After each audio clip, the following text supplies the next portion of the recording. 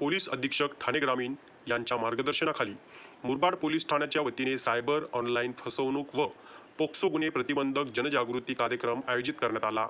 हा कार्यक्रम मुरबाड बस स्थानक तसेच मुरबाड बाजारपेठेत परिसरात आयोजित करण्यात आला असून नागरिकांमध्ये जागरूकता निर्माण करण्यासाठी पथनाट्याद्वारे संदेश पोहोचवण्यात आला।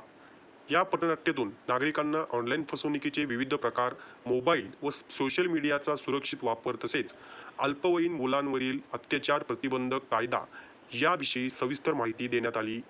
या उपक्रमात पोलीस अधिकारी, कर्मचारी तसेच स्थानिक नागरिक, विद्यार्थी, व्यापारी वर्ग यांनी उत्स्फूर्त सहभाग नोंदवला।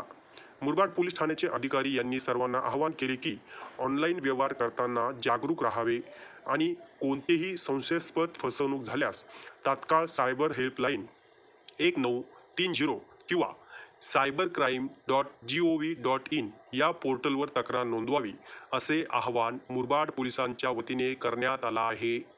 गौरव शेलार, युवा महाराष्ट्र, मुरबाड।